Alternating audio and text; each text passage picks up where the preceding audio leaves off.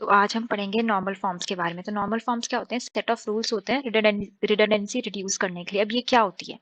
It is simple words में बोले तो रिपीटिशन ऑफ डेटा, ये बोल सकते हैं अननेसेसरी रिपीटिशन ऑफ डेटा होता है, तो हम उसको रिमूव करते हैं। अब ये चार टाइप की होती है। सबसे पहले हमारी first normal form, second normal form, third normal form and last होती है BCNF यानी बॉयज कोड नॉर्मल फॉर्म। अब हम एक एक करके देखेंगे कि ये नॉर्मल फॉर्म्स में क्या क्या रूल्स हैं और हम कैसे चेक कर सकते हैं कि हमारा रिलेशन अगर आर हमें गिवन है तो 1NF में है, 2NF में है, 3NF में है या फिर BCNF में है।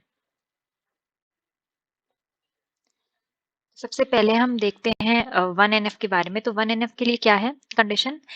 अगर आर में कोई भी मल्टी वैल्यूड एट्रीब्यूट नहीं है तो हम बोल सकते हैं कि हमारा जो रिलेशन है वो 1NF में है।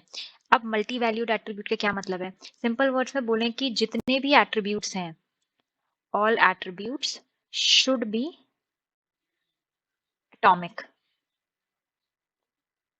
अब इसे हम एक एग्जांपल से समझते हैं। लेट्स से हमारे पास एक टेबल है, ID, name and subject. Okay, let's say एक स्टूडेंट का ये हमारे पास डेटा है, नेम ए एंड सब्जेक्ट मानिए मैथ्स हो गया एंड C++। ओके, तो अब ये जो है, ये जो हमारा एट्रीब्यूट है, इसमें एक टपल में दो वैल्यूज हैं। इट मीन्स कि ये हमारा मल्टी वैल्यूड एट्रीब्यूट है। ये 1NF में इसे लाने के लिए हमें क्या करना पड़ेगा?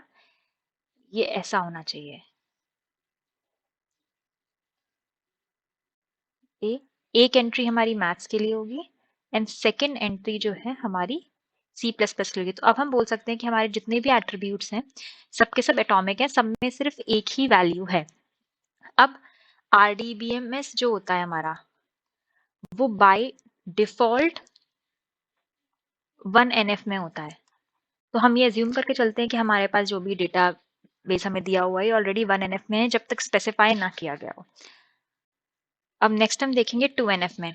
किसी भी रिलेशन R हमें गिवन है, उसके 2NF में होने के लिए दो कंडीशन नेसेसरी है। सबसे फर्स्ट कि वो 1NF में हो एंड सेकेंड उसमें कोई भी पार्शियल डिपेंडेंसी नहीं हो। पार्शियल डिपेंडेंसी क्या मतलब होता है? पार्शियल डिपेंडेंसी का, लेट्स से हमें एक डिपेंडेंसी गिवन है x to y, x determines y हमें गिवन है, तो हमारे पास क्या केस नहीं होना चाहिए? x की जगह पे पार्ट ऑफ कैंडिडेट की नहीं होना चाहिए एंड y की जगह पे कोई भी हमारा नॉन प्राइम एट्रीब्यूट। हमने देखा था नॉन प्राइम एट्रीब्यूट वो जो कैंडिडेट की का पार्ट नहीं होते हैं। तो अगर ऐसी कोई भी डिपेंडेंसी हमारे रिलेशन में प्रेजेंट है तो हमारा 2NF में नहीं है। जो हमारी रिलेशन होगा वो 2NF में नहीं होगा। इसे एक एग्जांपल से देखते हैं, पहले पार्शियल डिपेंडेंसी को, फिर एक चेक करेंगे हम कि 2NF में है कि नहीं। लेट्स से हमें ये रिलेशन दे रखा है, इसमें जो डिपेंडेंसी सेट है वो ये गिवन है हमें। ओके, तो इसमें क्या, ये हमें डी नहीं है, यहाँ पे सिर्फ ये ABC and ABC B give C हमारे पास एक डिपेंडेंसी सेट है। तो इसमें अगर हम सबसे पहले पार्शियल डिपेंडेंसी चेक करने के लिए सबसे पहले हम कैंडिडेट की निकालेंगे। तो यहाँ पे कैंडिडेट की क्या आएगी? अगर हम AB का क्लोजर लें तो उससे हम सारे के सारे एलिमेंट्स ड्राइव कर सकते हैं। तो हमारी की हो जाएगी AB। अब अगर हम यहाँ पे देखें तो ये B जो है इस की का प्रॉपर सबसेट है एंड यहाँ पे एक डिपेंडेंसी एग्जिस्ट करती है B इम्प्लाइज C, जहाँ पे C जो है हमारा नॉन प्राइम एट्रीब्यूट है और ये पार्ट ऑफ C के है। तो हम ये बोल देंगे कि ये पार्शियल डिपेंडेंसी है एंड ड्यू टू दिस हमारा जो ये रिलेशन है वो 2NF में नहीं है। अब एक एग्जांपल देखते हैं जहां पे रिलेशन 2NF में है। सेम टेबल हम कंसिडर करते हैं, इसमें हमारा मानो FD सेट हमें ये गिवन है, A determines B and B determines C। तो यहाँ पे क्या है? यहाँ पे हमारी कैंडिडेट की A हो जाएगी क्योंकि हम उससे सब कुछ डिराइव कर सकते हैं। तो प्राइम एट्रीब्यूट हो गया, सिर्फ A हमारा प्राइम एट्रीब्यूट होगा और B और C नॉन प्राइम एट्रीब्यूट हो गए। अब यहाँ पे ये डिपेंडेंसी जो है इसमें प्राइम एट्रीब्यूट है, तो यहाँ पे हमें चेक करने की जरूरत नहीं है। नेक्स्ट जो है यहाँ पे non prime attribute, non prime को डिटरमाइन करें हमें कोई प्रॉब्लम नहीं है 2NF में। मतलब हमें सिर्फ चेक, यानी कि ये जो हमारा रिलेशन है ये 2NF में है, मीन्स हमें तभी चेक करना है जब हमारे पास कंपोजिट की हो। जैसे कि यहाँ पे था, यहाँ पे हमारे पास कंपोजिट की का मतलब कि कैंडिडेट की में एक से ज्यादा एट्रीब्यूट्स हैं। अगर सिंपल कैंडिडेट की है, जैसे कि यहाँ पे थी, ये कैंडिडेट की हमारी सिंपल थी और ये कैंडिडेट की हमारी कंपोजिट थी, तो हमें तभी चेक करना है जब कंपोजिट कैंडिडेट की हो। एंड अगर ऐसी डिपेंडेंसी प्रेजेंट है कि पार्ट ऑफ कैंडिडेट की अगर ए बी पूरा यहाँ पे डिटरमाइन कर रहा है, तो हमें इस एफडी से कोई प्रॉब्लम नहीं है, क्योंकि पूरा है। इसका सबसेट नहीं होना चाहिए, प्रॉपर सबसेट नहीं होना चाहिए। यहाँ पे प्रॉपर सबसेट एक नॉन प्राइम एट्रीब्यूट को डिटरमाइन कर रहा है, तो हमारा ये रिलेशन 2NF में नहीं है। अब हम नेक्स्ट देखेंगे 3NF के बारे में। तो 3NF के लिए क्या होता है, हम चेक करते हैं कि लेट्स से सबसे फर्स्ट तो हमारा जो रिलेशन है वो 2NF में होना चाहिए 3NF के लिए। एंड सेकेंडली अगर कोई भी डिपेंडेंसी प्रेजेंट है, नॉन ट्रिवियल डिपेंडेंसी है, x डिटरमाइंस y, तो उसमें या तो x should be key, x should be super key, okay, और y should be prime attribute. इन दोनों में से कोई भी कंडीशन अगर हमारी मैच हो रही है सारे हमारे डिपेंडेंसीज के लिए, तो हम बोल देंगे कि हमारा रिलेशन जो है 3NF में है, या तो x सुपर की हो या फिर y जो है प्राइम एट्रीब्यूट हो। अब हम एक एग्जांपल से देखते हैं। लेट्स से हमारे पास एक हमारा रिलेशन है जिसमें FD सेट हमें ये गिवन है, ओके।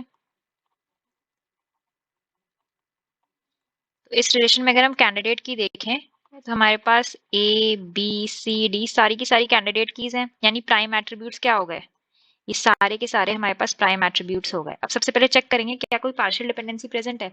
मैंने इससे पहले बताया था कि अगर हमारे पास कैंडिडेट की सिंपल है तो रिलेशन हमारा हमेशा 2NF में होगा।